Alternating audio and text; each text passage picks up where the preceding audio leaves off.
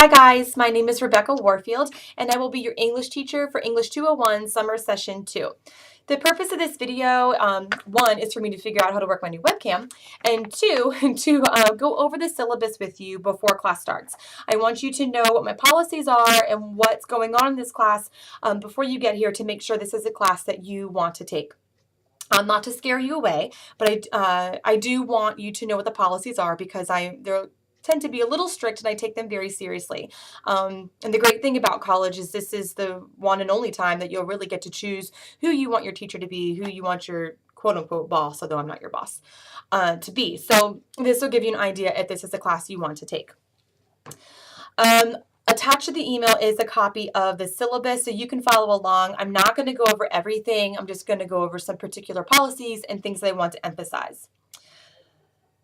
Before I begin, though, I do want to just ask you to bear with me a little bit because I am not used to this webcam. It's a little awkward trying to look into this small eye staring at me, and I'm also a little sick, so don't mind if I cough or take a sip of my water or clear my throat. So again, the syllabus is in the email, so you can follow along if you'd like. It'll also be available on Blackboard, but I don't think you can access Blackboard until the first day of class. But to begin, again, my name is Rebecca Warfield. You can call me Miss Warfield.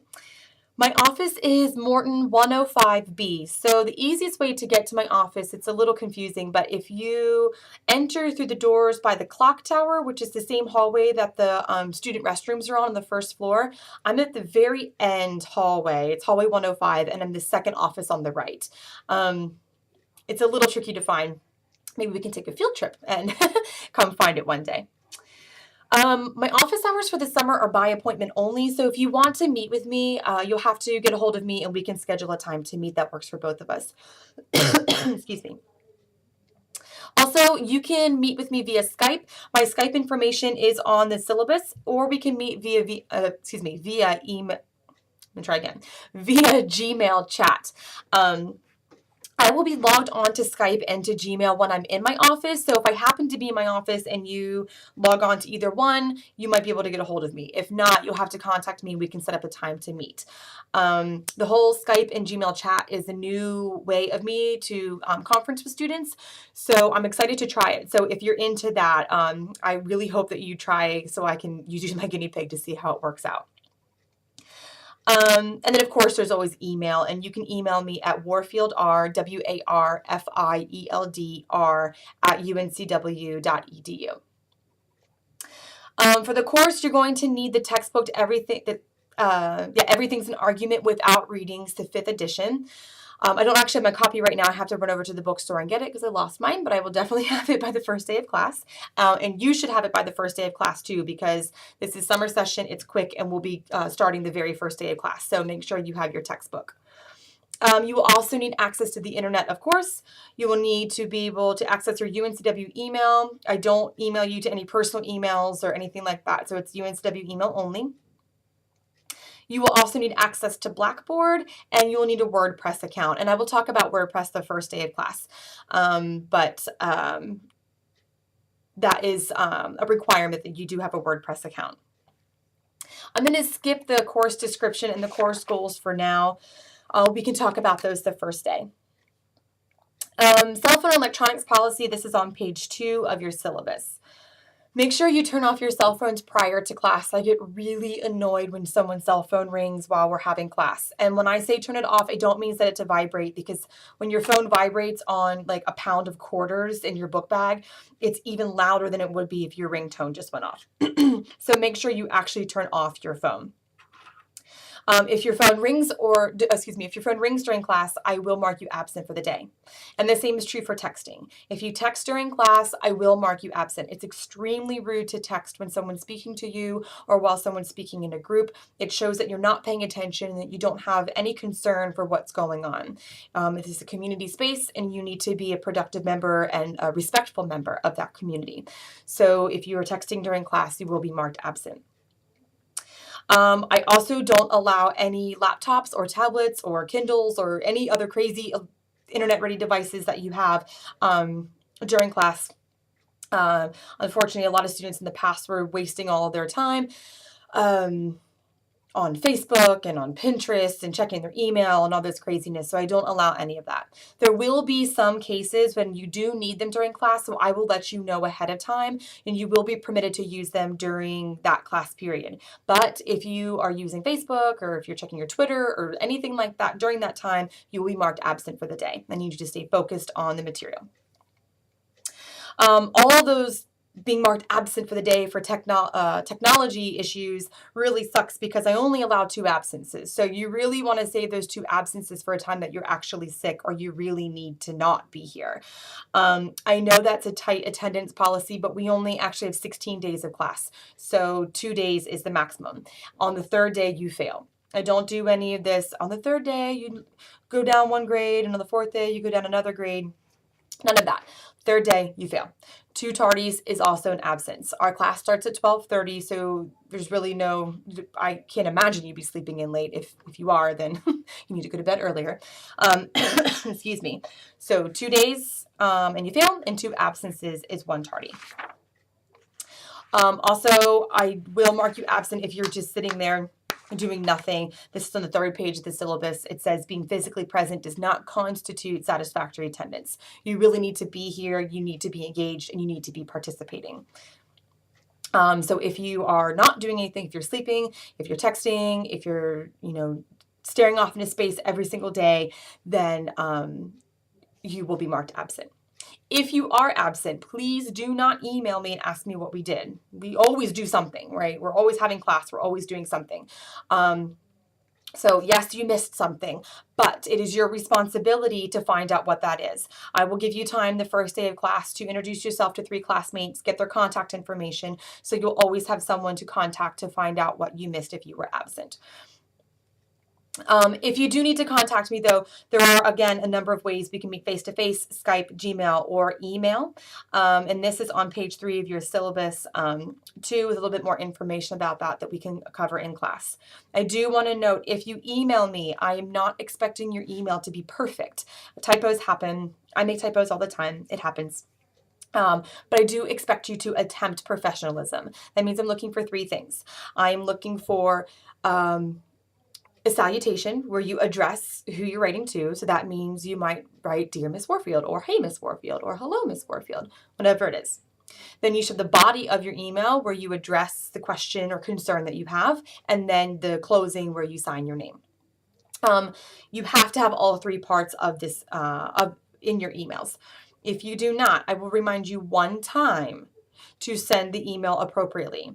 After that, if you send an email without those 3 parts, again, I won't respond to you no matter what you need. So make sure you're doing that. It's good practice for the professional world. And again, there's a little bit more information in the syllabus that you can look through now, but we can talk about that in class on the first day.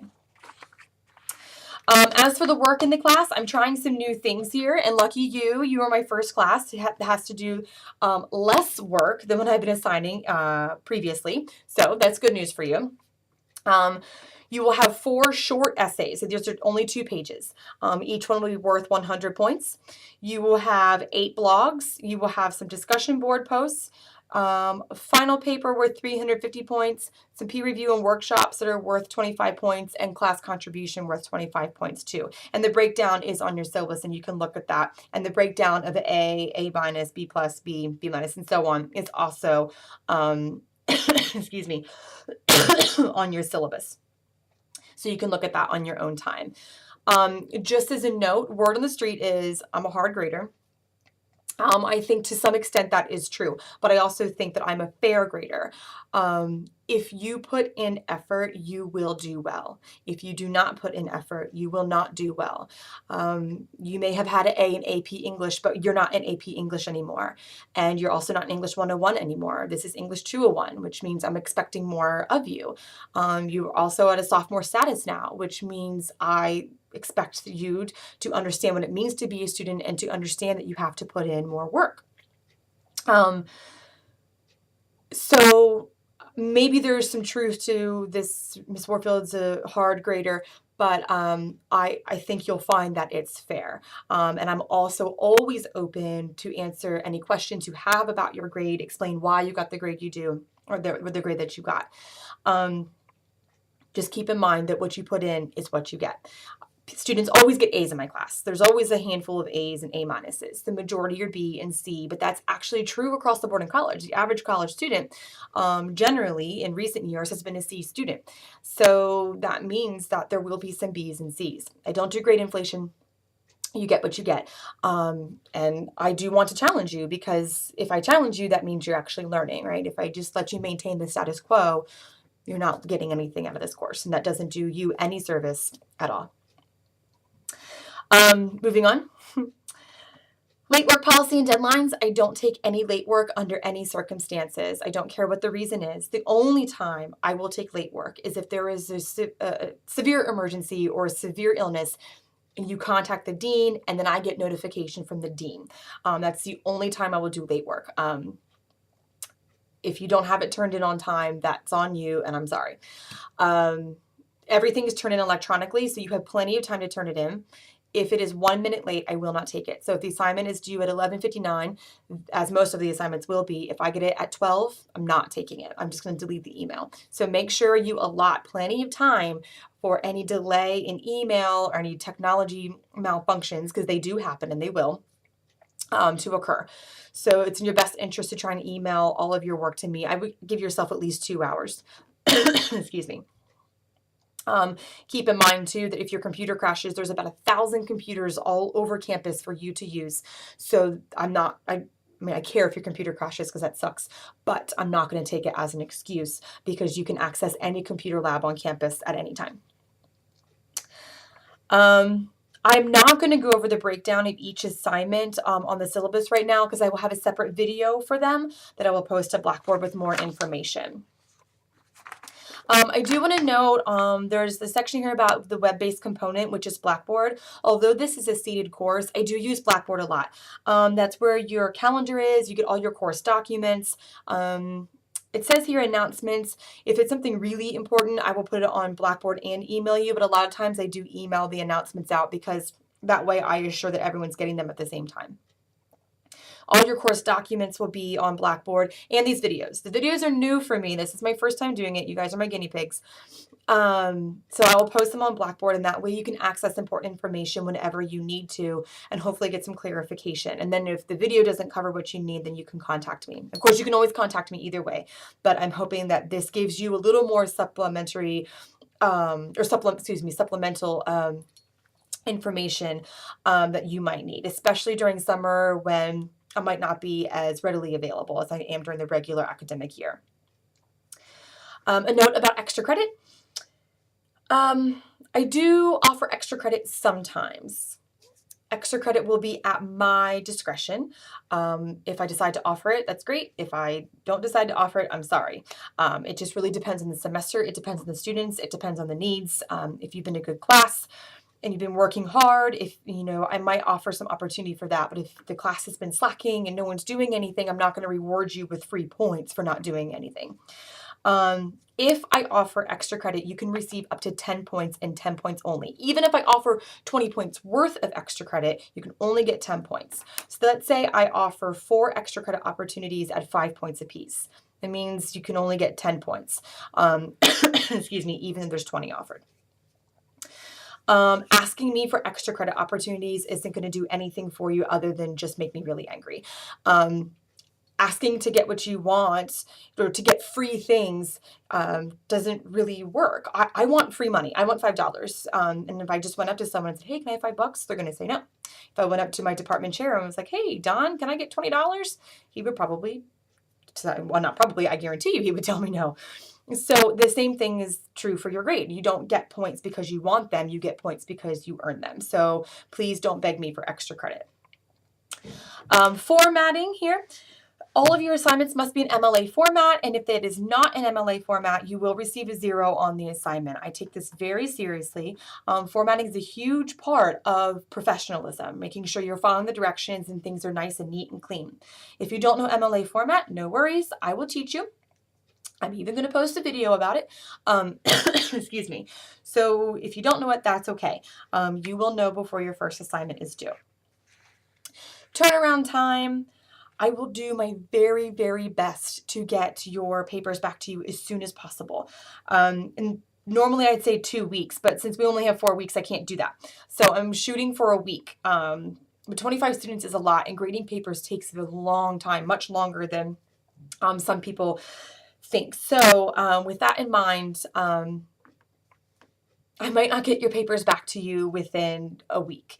I will promise you, though, that I will always have your papers back to you before your next papers due. So let's say you turn in paper 1, I will have it back to you before your short essay number 2 is back, so you can get that feedback.